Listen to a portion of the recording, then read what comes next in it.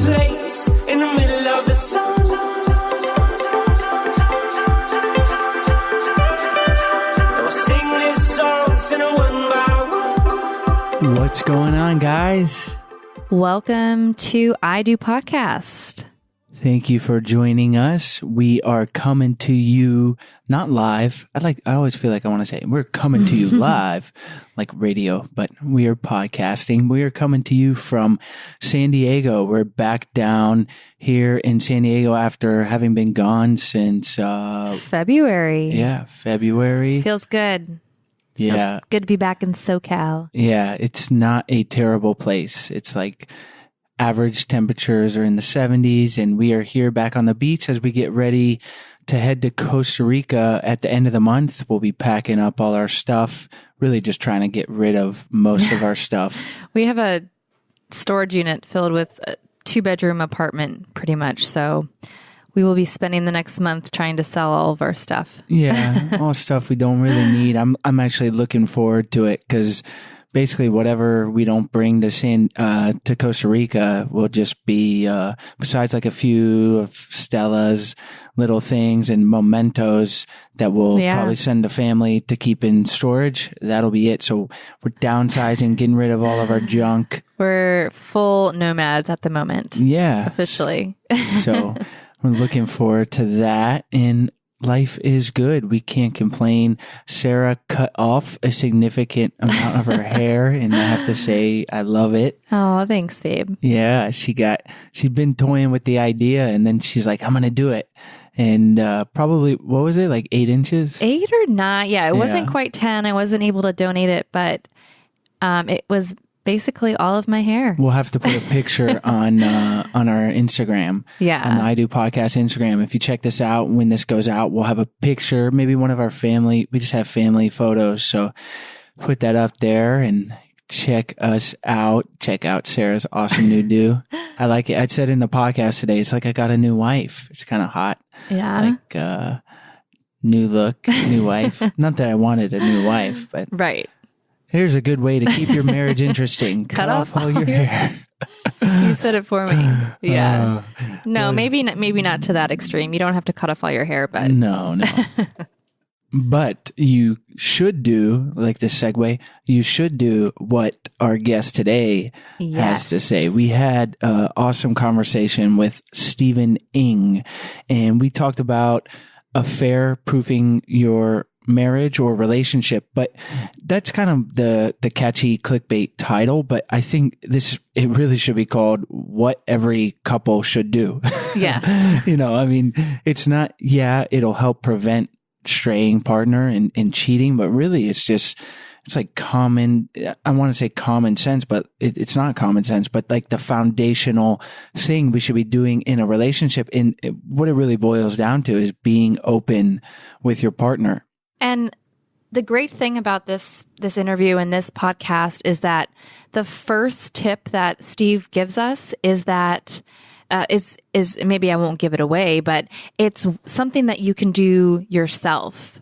You don't have to do it with your partner. It obviously it helps if you do it with your partner, but it's a step that you can make alone that will improve the relationship. Yeah, and I think it's okay if we give it away. There's no spoil alerts here. The interview was actually one of our longer ones, so there's plenty of value outside of the bullet point. But his first thing is admitting to yourself that you are a sexual being, that we are sexual beings. And I think that's a huge thing. Like Sarah said, you can do it on your own, but there's so much shame around sexuality in the United States in particular, but a lot of cultures, and we are sexual beings. I said in the podcast, in the interview, we wouldn't be here if we're not sexual beings. Our parents had sex and we came out, and it's like, that's how it works. Came out. That's how it works, right? Exactly. Sex, you come out, but it's the foundation of it. And I know that's something that I want to work on more in our relationship is being more open. I think we are definitely more open than the norm, but there's always room for improvement, and it can create such intimacy. And so Steve walks us through the steps of admitting that you're a sexual being, and then how to communicate that with your partner. Because you want to, yeah, it's good if you can do this by yourself. That's certainly going to be liberating. But the idea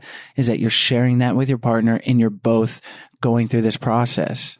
Yeah. So in addition to today's awesome podcast and the great tips that Steve has given us, we put together a free download, a freebie. Chase makes fun of me for calling that a freebie, but A freebie. I think it's all right.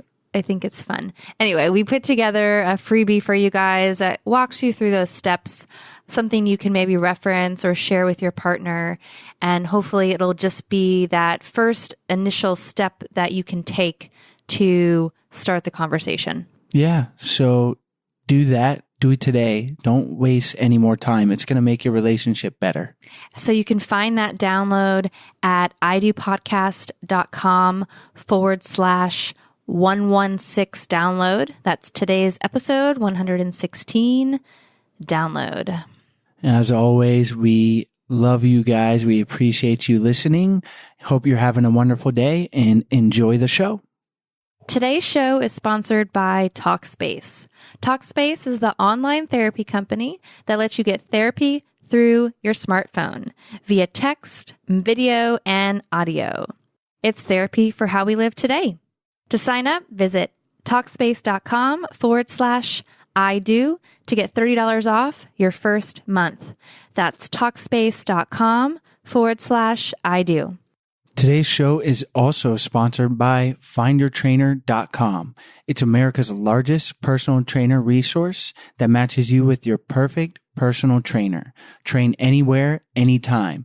Visit findyourtrainer.com/I-do and use the promo code I-do to get $50 off your first 4 sessions.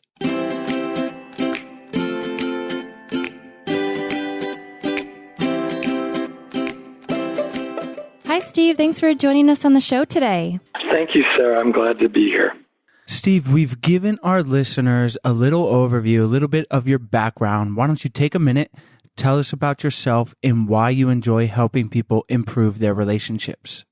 Well, that is almost a whole other show because just to put it in short terms, I think that having a great relationship is really the reason we all go to work every day.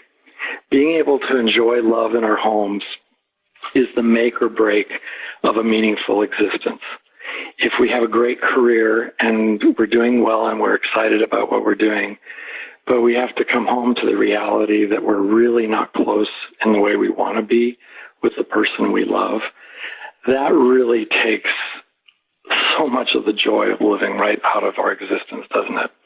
Yeah, I mean, we talk about it, and I think about it more and more having done this show, is that ultimately we could talk about business, politics, you name it, right? Just general things, that conversation.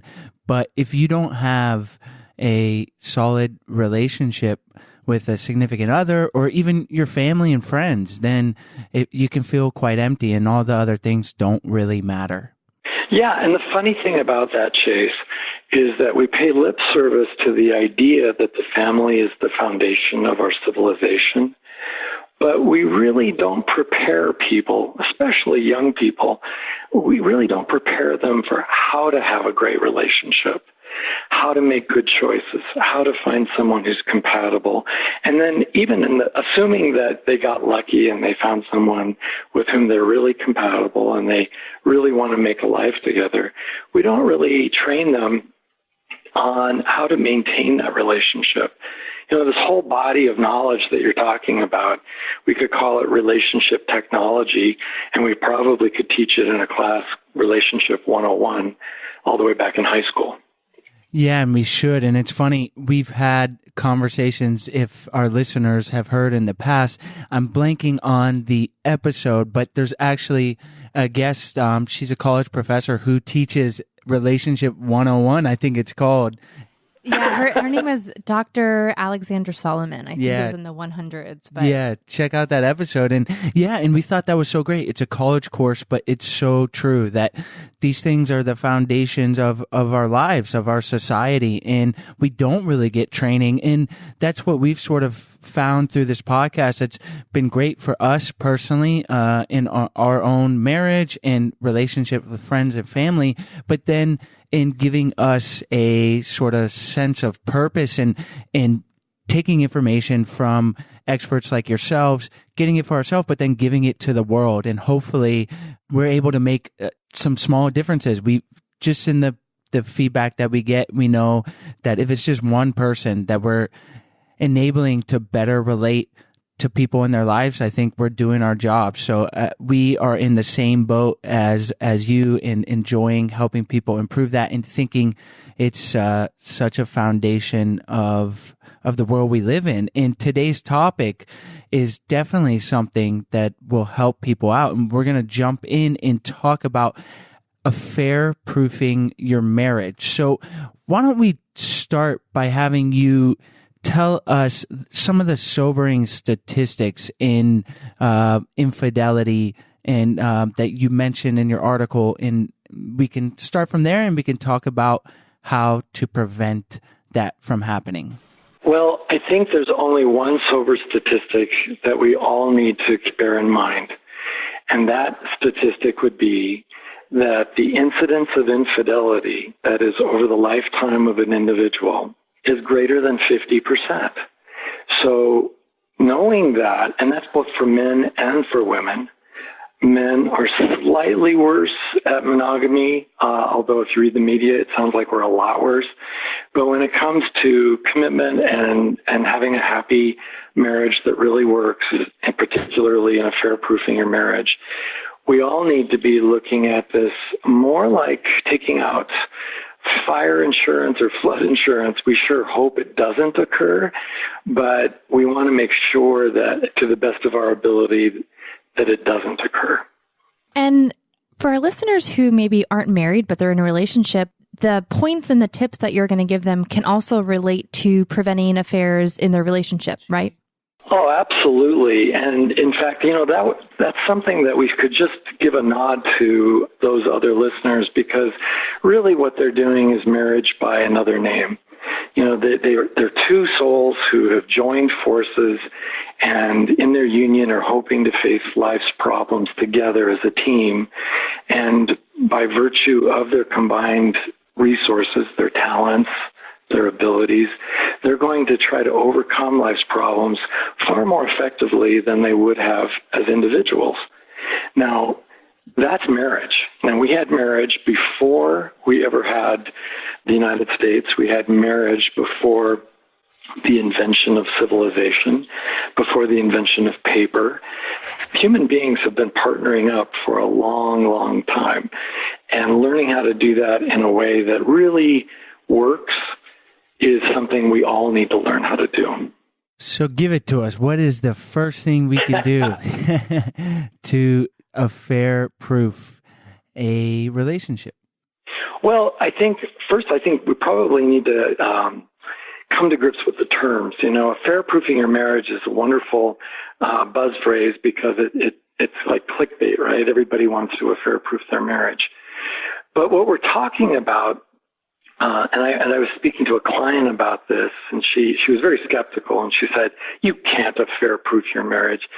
No one person can do that." And she was absolutely right. No one person can affair-proof a relationship because relationships take two. And it's also true that no one can perfectly affair-proof, no two people who are working to their very best and perfectly, always, 100%, in every circumstance, affair-proof their marriage any more than by following building codes. We can build the perfectly fireproof building, or that we can shop carefully and buy stain-proof fabrics for our couches that are truly stain-proof, or by taking our kids to special swimming lessons to learn drown-proofing. We can just drop them in the Pacific and come back in a few days and see how they're doing. These are all words that speak to our capacity to dramatically increase the odds of success while at the same time decreasing the odds of failure.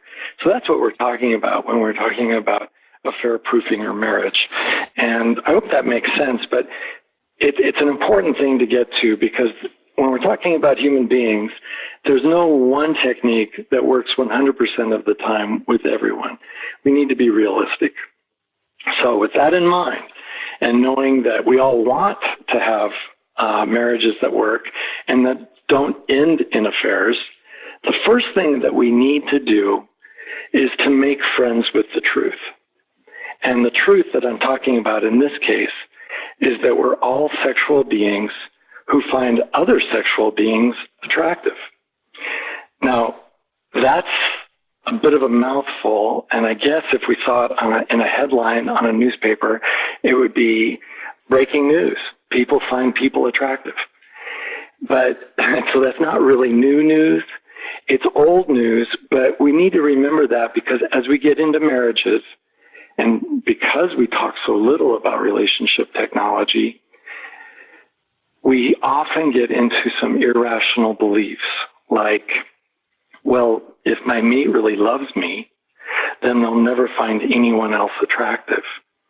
Or because we love each other, we will never stray.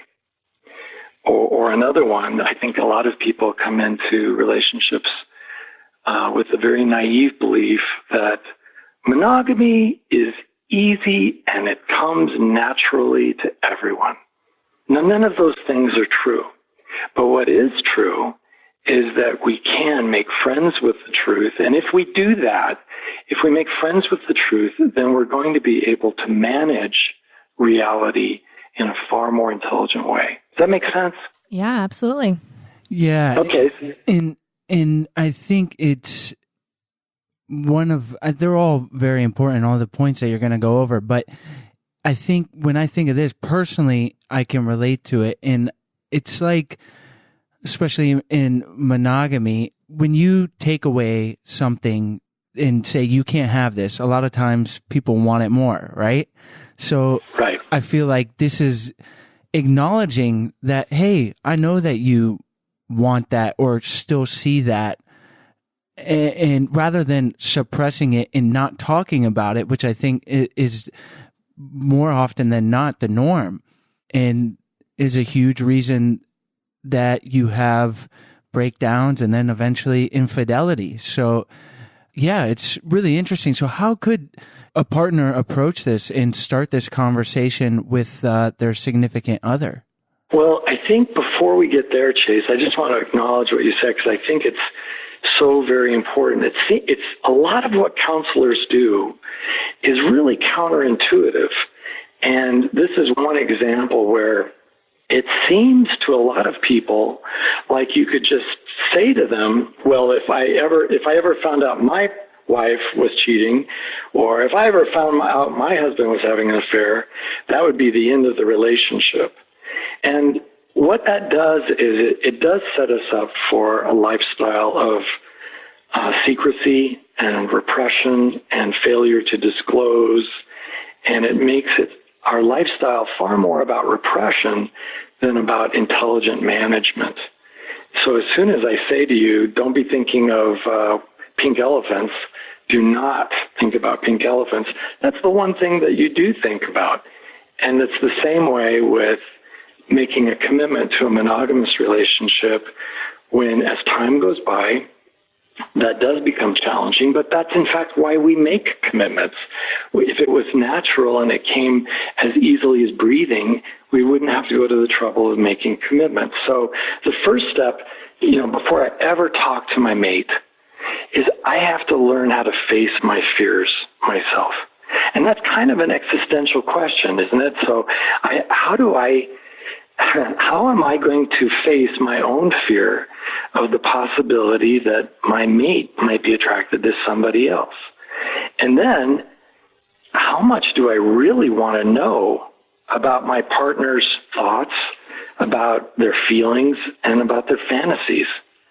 For a lot of people, this is really hard to contemplate, because we have this propensity for what I would call a pathological level of naivete, where we get our marriage training from Disney movies.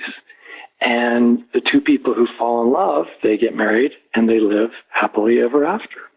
They never show Prince Charming struggling with other feelings, or Cinderella, who's really kind of feeling lonely and miserable, dealing with the attention of someone else in her life.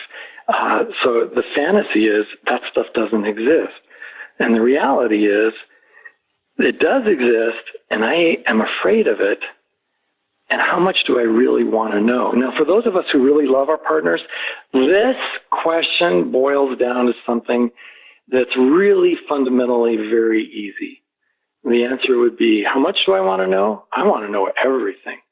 I want to know everything about her. I want to know what she likes, what she doesn't like, well, what good things have happened in her life, what terrible things have happened.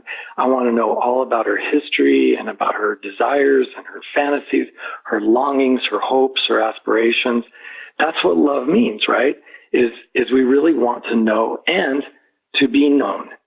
But for a lot of us, again, this fear, our fear of being inadequate, our fear of being abandoned, our fear of things not being perfect, our fear of being embarrassed or made fools of, it's very hard to face that. It's like seeing fire. You know, all animals that sense fire run from it. That is all but one, right? Only human beings will deliberately run into a fire. And why do we do that? We do that to save people. We run in to save our children. We run in to save other people who are possibly going to die if we're firemen, or if we're just wonderful heroes who happen to arrive on the scene in time. Only humans harness this terrifying, destructive force of fire to heat our homes, to create a romantic interlude with the candles and the fireplace, or to cook a burger. But when it comes to sexuality, which is every bit as scary, we mostly want to run. So we have to answer this question, and it's a fundamental question I invite every listener to answer right now in their own heart without saying anything aloud. How much do you really want to know the person you say you love more than you love anyone else? And if the answer is anything less than totally, then you really need to have a different kind of conversation, because that means something different. But for the rest of us, and I hope it's the vast majority, we all want to know what our partner's thinking and feeling. So then we get to go on to step 3, right? And have the talk. And what would that talk look like? That's a pretty scary thing, because again, going back to your earlier point when we first started talking, virtually nobody is teaching us how to do this stuff. We have to invent it on the fly. And I think one way to look at it is to break it down and start doing what therapists call chunking. Sometimes memory experts call that chunking as well, where we break a difficult task down into smaller tasks. And before talking about this stuff, I think it's important that we talk about talking about it. Like to say something to our mate, like, I think it's important that someday we're able to talk about our sexual thoughts and feelings, even the ones that aren't G-rated and family approved. But I don't even know how to begin doing this. Do you have any ideas? How do you feel about this idea? And I think getting that feedback is really important, and for a lot of reasons. For one thing, I might be really ready because perhaps I've been thinking about it for a long time, and I'm ready for this conversation. I'm hoping that we can have this conversation. I'm excited about this conversation, but it's possible that at the same time, my mate hasn't been thinking about this at all and is still living out the Disney fantasy of, and then I fell in love and we lived happily ever after, the end. So getting that feedback, because some people, let's be honest, with the listeners here, there are some people who are going to throw a fit when we just talk about talking about it. We're not even talking about making a disclosure of a personal nature. We're just talking about it. Hey, I was listening to this guy on a podcast. He suggested it'd be really good for couples to begin talking about stuff like this. What do you think? Well, some men are going to throw a fit and say, if I ever found out anybody had thoughts like that, I would so, and then he says something terrible. He makes a threat, or he possibly threatens to hurt himself or others, to hand grenade the relationship. And there are some people who would even begin yelling and screaming at that point. So I think it's really important to find out what kind of a relationship we have in the first place before we start leaping into this. And that's, I know that sometimes I can seem to be going slowly for people who want to just get into it. But making sure that it's safe to get into, I think, is really critical for everybody, no matter how much they want to talk about this. Yeah, I can only imagine if I brought that conversation up to Chase and his first response was threatening language, I would retreat like a turtle and I would not want to talk about that. And I probably wouldn't want to bring it up again in fear of being threatened. So I can only imagine that would be, for some people, one of the hardest parts or conversations to bring up. I got to agree with you 100%, Sarah, and I hope I don't sound like I'm glad-handing you, but this is a thing that's so critical, is that people understand that their wives or their husbands or mate will shut up and quite likely never bring this up again. And so the very thing that I've done to try to save my marriage, by making sure my mate knows I won't tolerate any infidelity, not even the thought of infidelity, not even the whisper of a feeling of infidelity. I'm not going to tolerate anything, and no, it's not something that decent people even discuss. Well, what I've done there to try to save my marriage practically guarantees that I've destroyed any opportunity we have to build the kind of intimacy that would make a marriage last. Because if we can't be safe under the same roof to talk about things, we're not going to be able to solve problems together, or to even anticipate problems and do some problem solving to make sure we don't have problems. And never is this more true in our society. Here in America, we have some financial challenges, but compared to the rest of the world, we don't really have that many. We have some health challenges for sure, but again, we have a great healthcare system in many ways. But when it comes to infidelity, we're talking about over a 50% failure rate. That's a pretty high failure rate for an elective procedure. If my plastic surgeon said, well, it can give you the facelift, but we might lose your face altogether, and it's a 50-50 shot, I think I'd skip the surgery. I just wouldn't go there. So we can dramatically turn these odds around and make it far more likely that we're going to be an effective couple that manages human sexuality, that very dangerous and scary force, that we can handle it in a way that is really not only intelligent, but is warm and loving and builds more intimacy and more closeness, and that really ruins my mate for any other person, because he or she feels so safe with me because they can tell me anything. And I have a laugh and they have a laugh. And look what we're doing. We're processing feelings. We're sharing feelings. We're building more intimacy where it's safer and safer to share who we really are with each other. And really, what kind of other person in the community can walk into a relationship and have that kind of intimacy on day one? That's just not possible. And that's one of the really great things about monogamy and about, being in a relationship that's committed, is that these sorts of endeavors not only make us smarter, because they challenge our brain and activate neurons that don't get activated any other way, but these kind of conversations also make us better people. We're more mindful, we're more self-aware, we're more tolerant, we're more empathic. We're just better people across the board. The irony, and it's sort of a paradox, the more I talk about my weaknesses, the stronger I am. The more I talk about how messed up I am, the less messed up I am.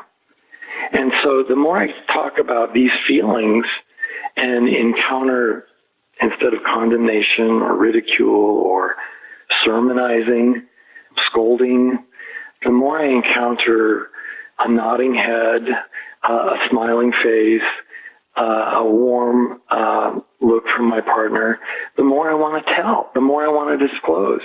And the words just tumble out of me. And we're not keeping secrets. We're open books to each other. I'm letting my wife, in my case it is a wife, and I'm letting my wife in on who I am. And, you know, when you think about all the affairs we've all read about in the paper, and there's an awful lot of them, from our politicians to the generals leading our military to captains of industry and all the rest, you have to see that you can't really have affairs without secrecy. And once we blow the lid on the secrecy of our feelings and our thoughts, we pretty much blow the lid on any emotional potency an affair or an attraction to possibly having an affair would have. Now, affairs don't typically start as affairs, right? That's not how it works.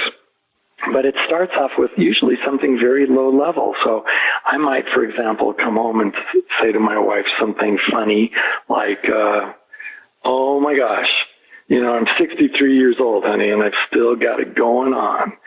And she's going to laugh and she's going to say, tell me all about it. And then I say, well, this lady at the grocery store, she was totally checking me out. Now, it's pretty obvious from my tone of voice that I'm feeling flattered by the stranger's attention at the grocery store. And I think from the way I told the story, you can imagine my wife is pretty comfortable with herself and knows that I'm pretty crazy about her. So, the honesty just takes it to an even deeper level, because now we're managing my feelings and my sexuality out in the open. We've put everything on the table, and there really aren't any secrets between us that way. And it's the same for her. You know, I was talking to a client not so long ago, and I brought up, we were talking about this very subject in a group of men. And he said, well, my wife better not ever be having any kind of thoughts like that or feelings like that. And he was quite menacing. And at just the theoretical proposition that maybe she might have a thought like that ever at any time in the future, it took him about a week to calm down. And within a week, he was able to say, I've thought it over. I really think that's normal, and I would want my mate to be able to tell me. I really don't want my wife to have to keep secrets like that. So sometimes we just need a little time, a little patience to work through this. But the goal is going to be intelligent management of our sexuality, which is now a combined effort, right? Because we're a couple, we're a team, and we're managing our life, because it is our life, together, just like our houses are ours and our children are ours. Well, our sexuality is a pretty intimate part of what we share together.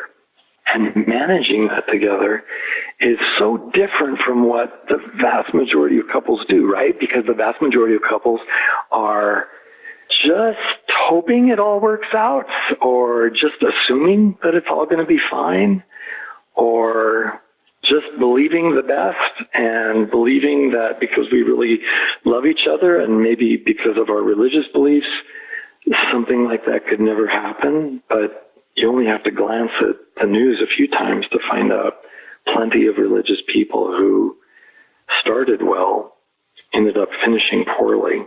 And I tell you, they weren't talking openly about having feelings like this. Yeah, Steve, there's so much value in all of these things you're mentioning. And I think I can speak personally. I think it was about 2 years ago, I was actually listening to a podcast, and it was a therapist, I think, who was a guest on the show, and they were talking about sexuality and the shame around talking about sexuality particularly in the West and in the United States. And I think that's a huge contributor to the problem of partners opening up to each other and just talking about things like what they like in bed. It seems like such a simple thing, but because there's so much shame built up around it, and depending on your upbringing, there may be more or less. But I think particularly in the U.S., we're so uptight about it that, and I want to bring this back to me personally.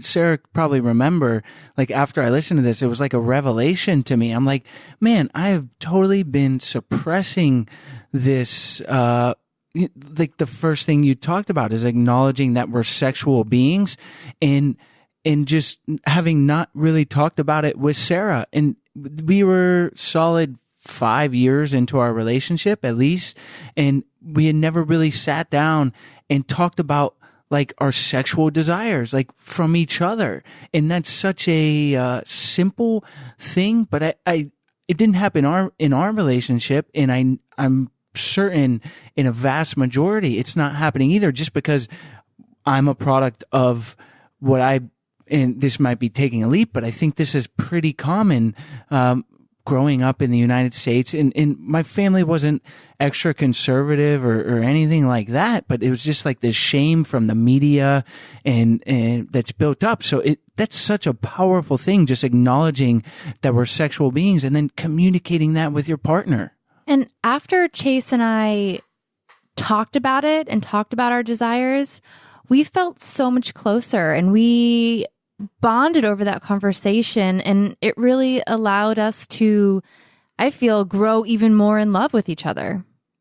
Oh, that's been my experience too in my marriage. And I've been married now 23 years, and for me, it's actually just been so counterintuitive, I think, because I too wasn't raised in a particularly religious family, but I think it's just something in the air for America, that we just grow up kind of knowing what's acceptable and what's not acceptable. And when we started disclosing to each other, it felt very vulnerable and kind of scary, but immediately there were all these benefits of just really feeling more connected and really feeling more loved. And actually, in regard to this affair proofing business, it made the idea of hooking up with somebody I didn't have that kind of intimacy with really less appealing, because I was sharing my marital bed with a woman who really got me at a deep level and still likes me, right? No matter what, she still enjoyed me, and she was still enjoying getting to know me. I thought that was just amazing. And why we don't teach our young people this, it's to me one of the big tragedies of life, that we're not talking to people about this. Because we could do it. We're doing it without being in an X-rated conversation. It's not hard. I remember this one client of mine, though, and I think this kind of points to some of the patience we all really need. I remember, this one client from years ago. He was a young man who sadly died tragically some years afterwards, but he came to therapy, and after, I think, a couple of years, believe it or not, he was still very much resisting the idea that he was a sexual being and that he had sexual feelings and needs. He just thought that was so wrong to be feeling that way. And then one day he came into my office and he said, I figured something out. I'm a sexual being and I have needs. And I almost fell out of my chair, because I'm a counselor. I've been laying this a message out there for a long time, and I work really hard at trying to make the message safe and to make it palatable and to make it something that's engaging and fun.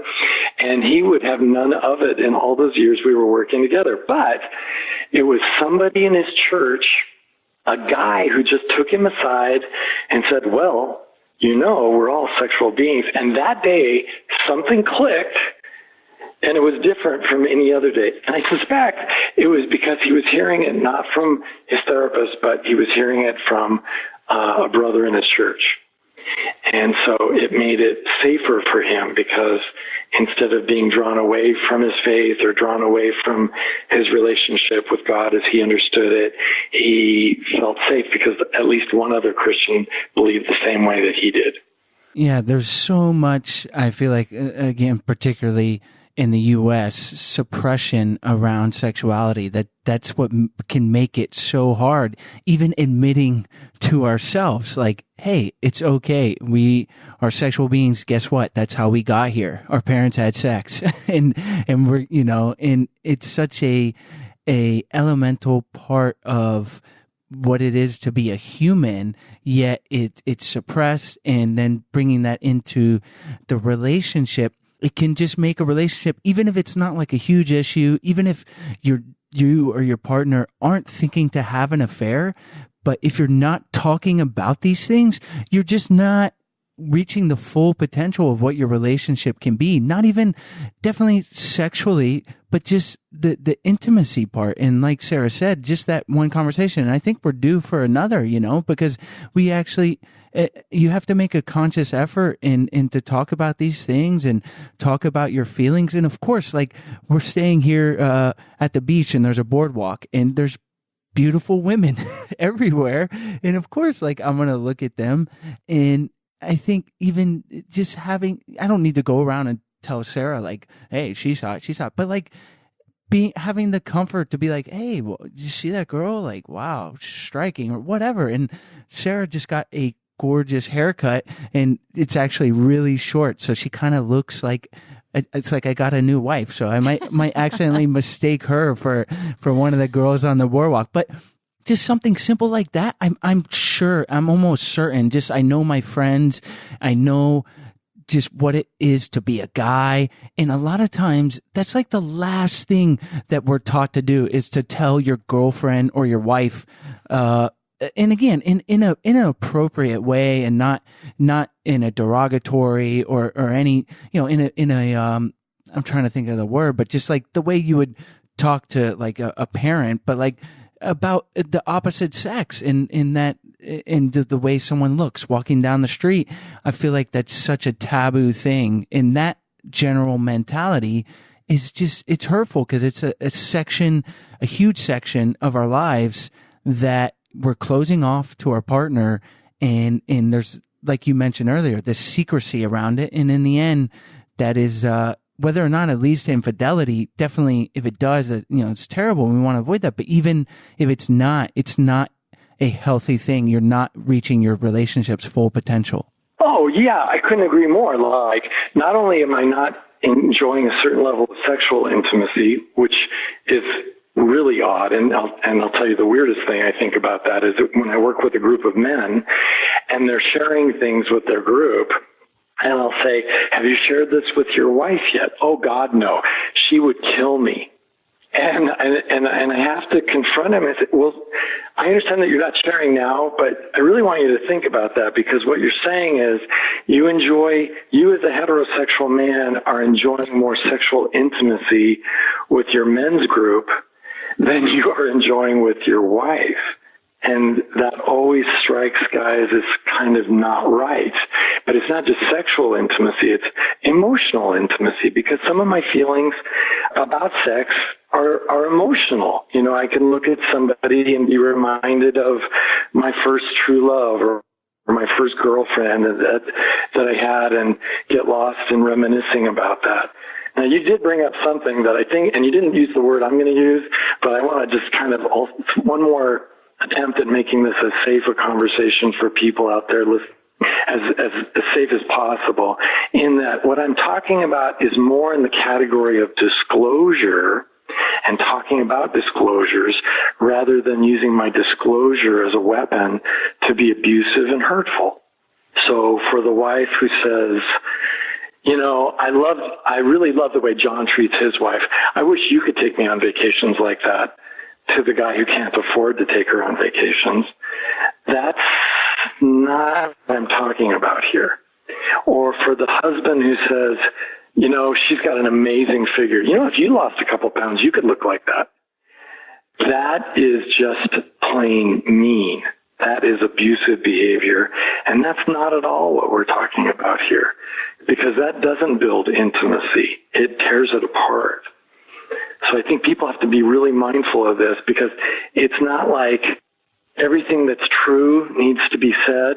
And like you said at the beach, because I see an attractive woman, and then another 300 attractive women at the beach, I don't need to point each one of those out to my wife. That would be boring for her and incredibly tedious. I think it's okay if she knows in a general sort of way, I find beautiful, attractive women to be beautiful and attractive. I'm not blind.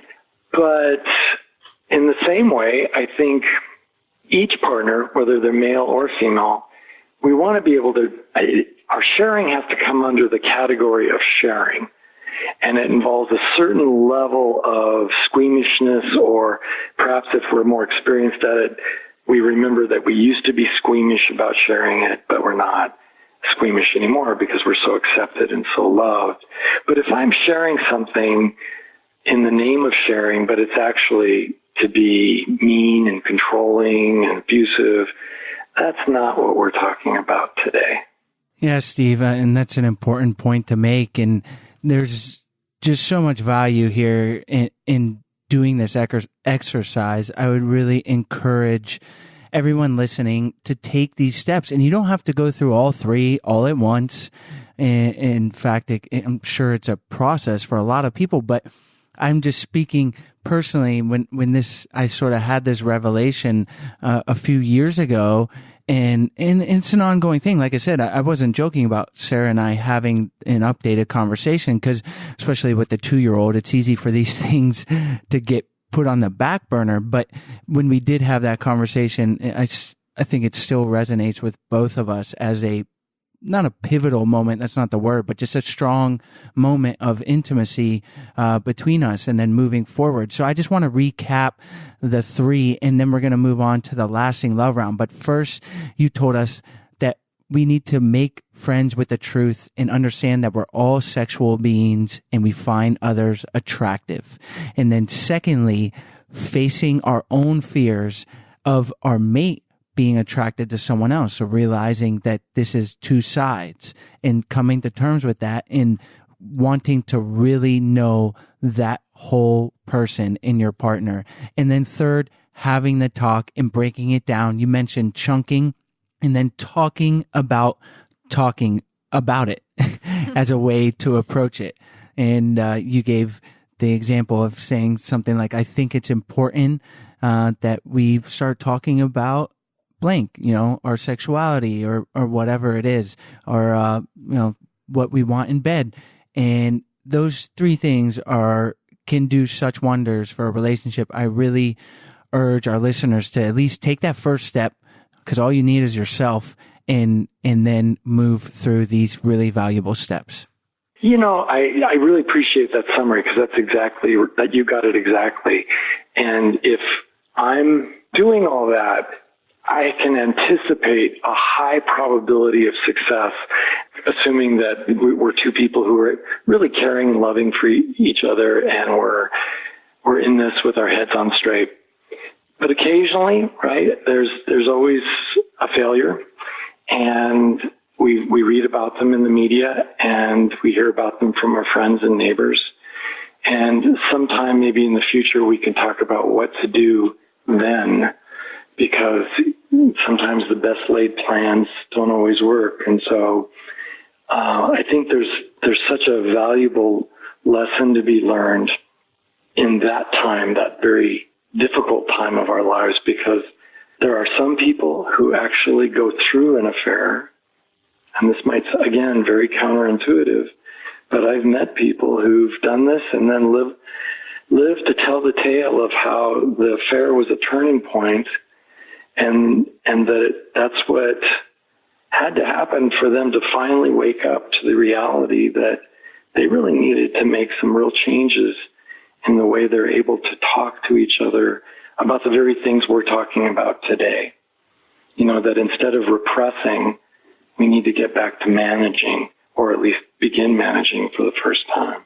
Absolutely. Yeah. We'll have to have you back for a round 2, but I think definitely having this conversation which will hopefully prevent what goes on when it actually happens. But it's not to say that it still can happen, or that there's people listening that are in the middle of dealing with this or that will deal with it. So round 2, we'll have you on, Steve, and we'll definitely get into that. But you've given us and our listeners so much value here in this first part. But now we got to move forward to the lasting love round.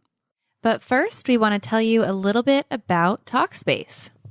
So if you listen to this show, and obviously you do, you hear our experts talk about how important and how valuable therapy can be for you in your relationship. And Talkspace makes this super easy to do. There's really no excuse not to sign up, because you can do it all from your phone. You can text your therapist once you get matched with the one that's right for you. All of their therapists are experienced, licensed therapists, and you can text them, video chat, email, and audio chat. And it is just so easy that there's really no reason. It makes it super simple. If you're scared and you're like, I don't really want to go into a therapist, or you're having trouble getting your partner to make that commitment, now there's really no excuse. Sit on your couch, just like you're watching Netflix. You guys can get couples therapy, or you can work individually with a therapist. So to get matched with your perfect therapist, head on over to Talkspace.com/I do. You can sign up, and by doing so, you're also supporting us. So the code is I do, and by using that, it gets you $30 off your first month, and it really helps us out. So again, head on over to Talkspace.com/I do to get $30 off your first month. Talkspace, therapy for how we live today. So this weekend, Chase and I were in San Francisco, and I wanted to get my workout on. So I went to findyourtrainer.com and I searched for a personal trainer where we were, and I found the lovely Kenya, and she met me at the park, and we had an amazing workout. And it was such a beautiful day, and it was just so cool to have a personalized workout right when I wanted it and exactly where I wanted it. The thing that makes findyourtrainer.com so great is that there's really no reason not to work out now. And working out makes you feel great. It's healthy.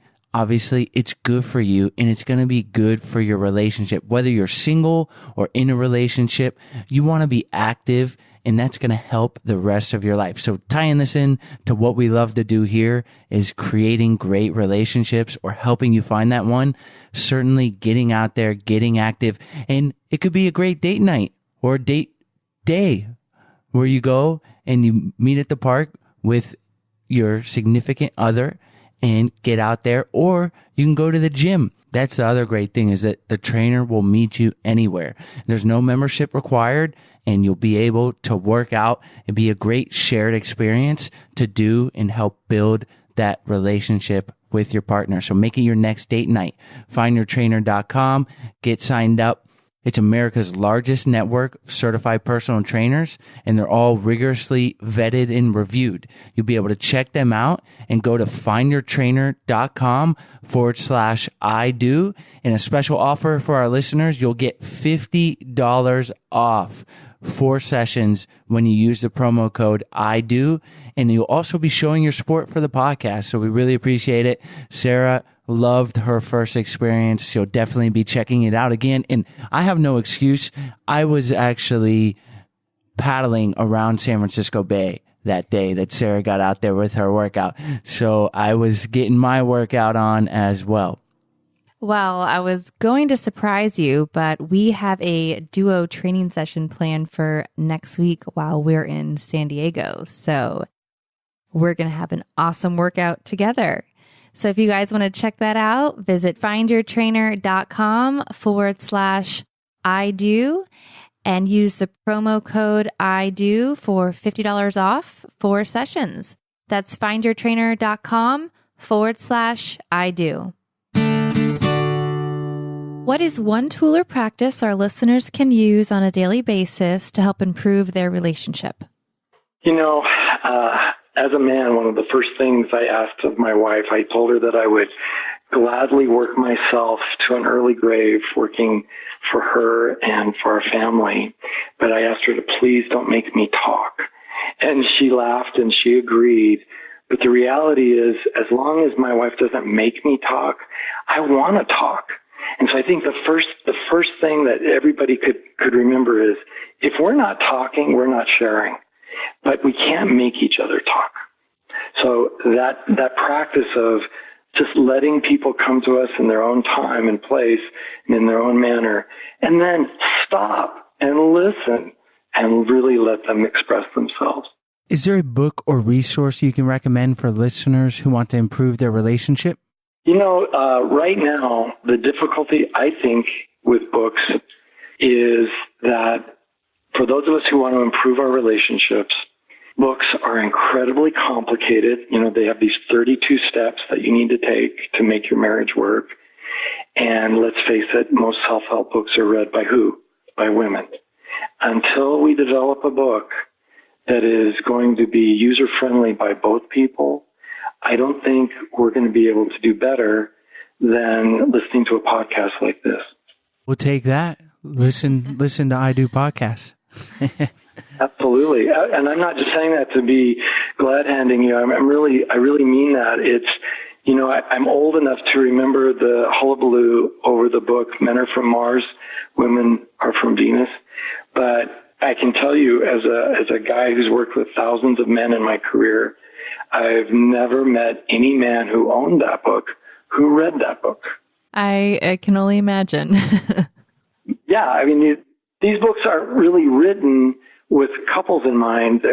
They make relationships, you know, we're a social species.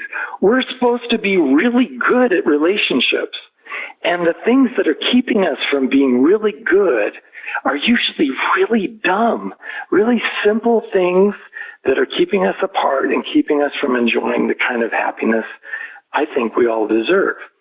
So when you buy a 300-page book, it's really challenging for guys who, you know, I'll tell you, Sarah, when you and the other ladies get up and leave the room, Chase and I don't look at each other and say, oh, good, now we can talk about relationships.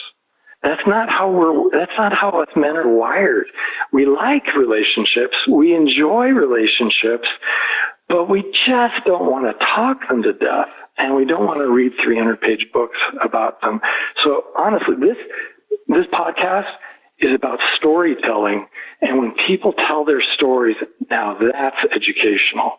If you can listen to people who really work through a problem, like the way Chase was sharing that he never talked about his sexuality in a certain open, vulnerable way with you. And then one day he made that happen, and there was this amazing outcome. Now that's a piece of information I think anybody can use. And so when I say I'm not glad handing you, I have a passion about this because I've seen so many people reach out for resources that really don't work. And I think storytelling and podcasts like this are such a painless, wonderful way to learn a piece of information that can really make a difference. Well, we really do appreciate that. And luckily, we have over 115 episodes. So instead of buying a book, you can go back and listen to hours of our interviews. Well, good. We've been married for almost 3 years now. Is there any advice you'd give newlyweds? You know, honestly, since you've been married so long, I think it's just too late, Sarah. Don't say that. No, I think there's plenty of advice I have to give newlyweds, but mostly it's about, you know, these simple lessons of everyday life. And I think this is going to sound dark, but I think the very first and most important thing I would say to people in this society is that we all have to remember that we have to have a safe relationship before we can have a good relationship. And if it isn't safe for my mate to be around me and to share his or her points of view or his or her feelings or his or her take on the future and our plans and what we should be doing. If we can't make it safe to talk and to listen to each other, we will never be able to maintain a good relationship. And if that was the only lesson I could pass on to newlyweds, that would be it. And that's not an event. Making your relationship safe is a practice. It doesn't just happen one day and then you're done. It can never end. So the idea of embracing the abuse-free life so that we can talk about these that's the first thing I think everybody needs to be focused on. What advice would you give our single listeners looking for a happy relationship? If someone's truly single, I do have some advice that I think is fairly succinct. I don't know if they're going to like it, but I think treating relationships as if there's something one builds instead of something that just happens. Like I met somebody today and it's so wonderful. No, I would encourage people to embrace the very old-fashioned idea of, wait for it, dating, and conducting an intentional interview on each and every date. Now, I know that dating is for the purpose of having fun. I know people get together to have fun, and that is the first and most important goal. But that doesn't mean I can't be getting to know the person. I can be getting to know this person through mutual disclosures, through thoughtful questions, and really making it safe for them to be who they are. Because of all the people we might date, only a very small minority would actually be compatible with us in the long run. And if most Americans do far more due diligence in buying a piece of property or even buying a car than they do on researching whether or not they're really compatible with the person they're interested in getting together with. And I think if single people could remember that and remember to, here's the way to say it, if they could remember to have their neediness, all that loneliness and all that longing, if they could remember to have their neediness instead of letting their neediness have them. That's great advice. And yeah, I'm picturing the person researching the latest iteration of the iPhone. It's about to come out. You're looking at all the features, studying them thoroughly in this modern day of consumerism. There's a new iPhone every year, yet we don't take that same intent in examining our partners. So definitely a good thing to consider. And today's episode had so much value. And again, I would just want to really leave our listeners with the ask from Sarah and I, and I think I could include you in this here as well, Steve, but start with the first question or the first practice of admitting that you're a sexual being, find others attractive, and go through these steps and have the conversation with your partner. It doesn't have to be today, it doesn't have to be tomorrow, but put it on the calendar in your head that you want to do that, and you will reap the benefits. Absolutely. I can agree 100%. And Steve, before we wrap up this interview, let's have you tell our listeners where they can find you online. I'm pretty darn easy. I think you could be impaired in 10 different ways and still find me on the internet because it's StephenIng.com. So anybody who wants to contact me or find out more about what I do, they would just go to StephenIng.com. Well, that's easy enough. And we'll have those links on your show notes page at idopodcast.com. And we appreciate you so much for coming on the show, and we'll have to have you back again. I look forward to it. It was a blast talking to you too. We hope you guys enjoyed today's episode with Stephen. If you want to get your hands on our free download, head on over to our website at idopodcast.com/116download to download today's freebie. We put together a guide to the 3 steps that we talked about in the interview to help affair-proof your relationship. So hopefully you'll find that resource valuable. And while you're on our website, go ahead and check out all the other resources that we have. We have a bunch of other freebies that go with a lot of our other episodes. For example, we have dealing with social media in your relationship, why respect is so critical, online dating tips, how to deal with conflict. So if any of those topics resonate with you, we have freebies on those topics as well. So head on over to our website at idopodcast.com to check those out. We also have our 14-day happy couple challenge. So if you haven't tried that yet, you can give that a try, and so much more. So we hope you guys enjoyed today's show, and we'll see you next week.